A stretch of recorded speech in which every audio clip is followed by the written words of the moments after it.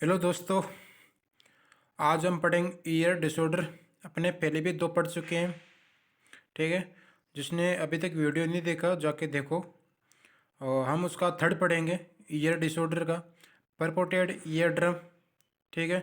इसके इसके अंदर पढ़ेंगे cause, types, sinus symptom, pathophysiology and medical management, surgical management and उसका नर्सिंग मैनेजमेंट भी हम पढ़ेंगे, ठीक है।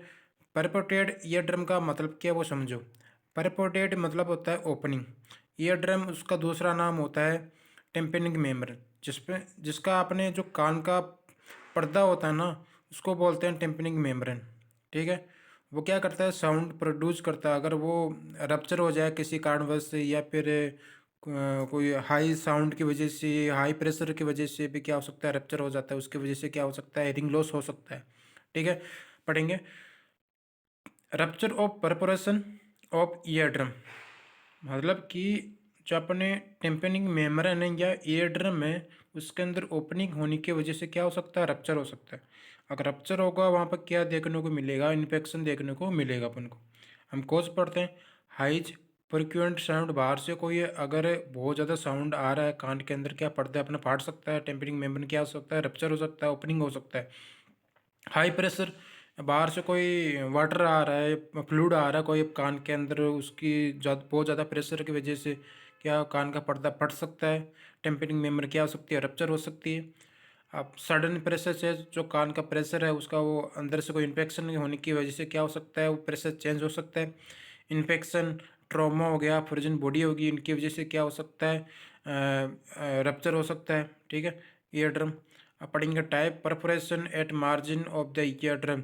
परफोरेशन मतलब होता है ओपनिंग, मार्जिन मतलब होता है किनारा, एड्स बोलते हैं, of the ear drum. Ear drum दूसरा नाम टेम्पेनिंग मेम्ब्रेन है, ठीक है।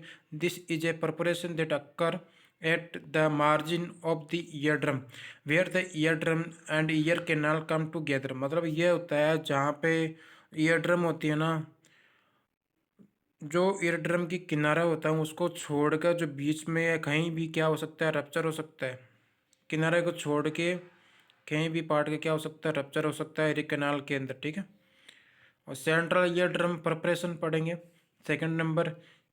Perforation can occur in any location on the eardrum. The size of the perforation varies from a small opening to a total eardrum perforation. इसका मतलब ये होता है, जो अपने ईयर ड्रम की बाउंड्री होती है उसको छोड़ के अन्य पार्ट में क्या हो सकता है, रेप्चर हो जाएगा। रेप्चर होने की वजह से क्या हो सकता है, हियरिंग लॉस हो सकती है। हियरिंग लॉस होने की वजह से क्या हो सकता है, स्मॉल ओपनिंग हो सकती है, ठीक है। अब थर्ड पढ़ेंगे, attic perforation to the ear drum. This is a perforation in the superior part of the ear drum. जो अपने टेम्पेनिंग मेम्ब्रेन होती है, ईयर ड्रम होती है, वहाँ पे क्या सुपीरियर पार्ट होता है, वहाँ पे क्या हो सकता है, ईयर ड्रम रप्चर हो सकता है। और रप्चर होने की वजह से क्या हो सकता है, हियरिंग लॉस हो सकता है। हियरिंग लॉस होने की वजह से क्या हमको बहुत ज़्यादा कम सुनाई देगा। पैथोफिजियोलॉजी पढ़ेंगे, इसमें ड्यू टू यूटिलोजी फैक्टर एडीमिया हो सकता है, वहाँ पे स्वेलिंग हो सकती है। कहाँ पे हो सकती है, मिडिल ईयर के अंदर। डिक्रीज रिट्रैक्शन ऑफ टेम्पेनिंग मेम्ब्रेन, जो टेम्पेनिंग मेम्ब्रेन और साउंड दे रहा है वो का कम हो जाएगा। कम होने की वजह से क्या होगा, अपनी हियरिंग लॉस होगी, ठीक है। Serious accident in middle ear, जो फ्लूइड का सिक्रेशन हो रहा है वो बहुत ज़्यादा हो जाएगा वहाँ पे। और वहाँ पे फ्लूइड सिक्रेशन होगा बहुत ज़्यादा, वहाँ पे क्या पस फॉर्मेशन होगा। पस फॉर्मेशन होने की वजह से क्या हो सकता है, वहाँ पे जो टेम्पेनिंग मेम्ब्रेन होने वहाँ रैप्चर हो जाएगी, और रैप्चर होने की वजह से हियरिंग लॉस हो सकता है, ठीक है। अब पढ़ेंगे उसका sinus symptom. Sinus symptom pain हो सकता है, अगर जो टेम्पेनिंग मेम्ब्रेन है वहाँ पे वो पर्दा फट गया, रैप्चर हो गया वहाँ से, या ओपनिंग होगी वहाँ से, क्या हो सकता है, पेन हो सकता है, हियरिंग लॉस हो सकता है, ब्लीडिंग हो सकती है, पिनेटेस हो सकता है, फ्लूइड का डिस्चार्ज हो सकता है। वर्टिगो, वर्टिगो क्यों होगा, अगर बॉडी का बैलेंस इनबैलेंस हो गया तो हियरिंग लॉस होगी। हियरिंग लॉस होने की वजह से चक्कर भी आएगा, ठीक है। चक्कर आप पढ़ेंगे अपन diagnosis evaluation, history collection, physical examination, otoscope examination, CT scan, MRI and tympanogram, ठीक है। ये अपने ये पढ़े देखेंगे, उसमें कितना हियरिंग लॉस हुआ है कितना नहीं, हम जो भी हिस्ट्री कलेक्शन करेंगे उस पेशेंट का, ठीक है। आप पढ़ेंगे ट्रीटमेंट। ट्रीटमेंट में क्या देंगे, एंटीबायोटिक देंगे पेशेंट को, जो भी बैक्टीरिया आ रहा है, इन्फेक्शन हो रहा है, उनको किल करने के लिए क्या देंगे, एंटीबायोटिक देंगे। एनाल्जेसिक, और अगर पेशेंट को पेन हो रहा है, पेन हो रहा है तो पेन को कम करने के लिए क्या देंगे, एनाल्जेसिक देंगे। एंटीएमेटिक्स, अगर पेशेंट को चक्कर आ रहा है, ये वोमिटिंग आ रहा है, तो ऐसी कंडीशन में हम देंगे एंटीएमेटिक्स ड्रग्स देंगे।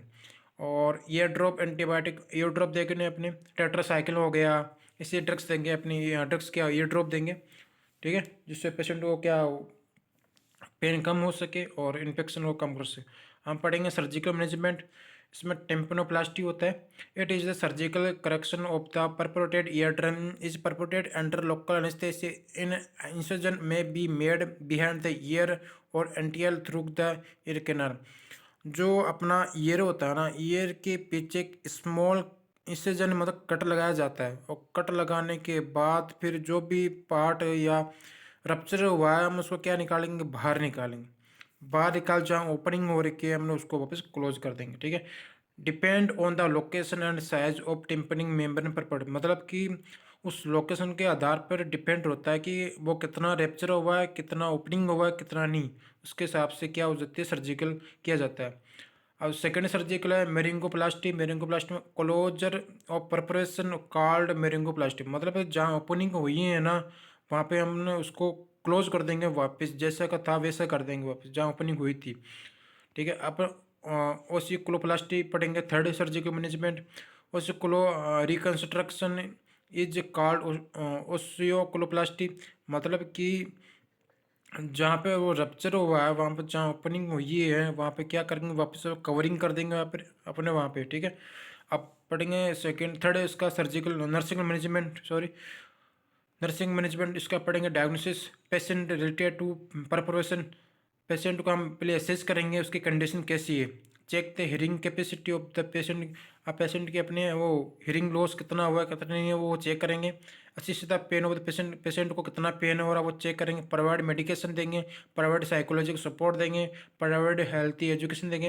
Impaired verbal communication related hearing loss, assist the condition of patient, assist the hearing capacity of the patient. हम सब पेशेंट को चेक करेंगे कितना वो सुनाई दे रहा है उसको, कितना सुनाई नहीं दे रहा, इनकी वजह से हम चेक करेंगे और उसका ट्रीटमेंट करेंगे एंड उसको मेडिसिन प्रोवाइड करवाएंगे। Thank you.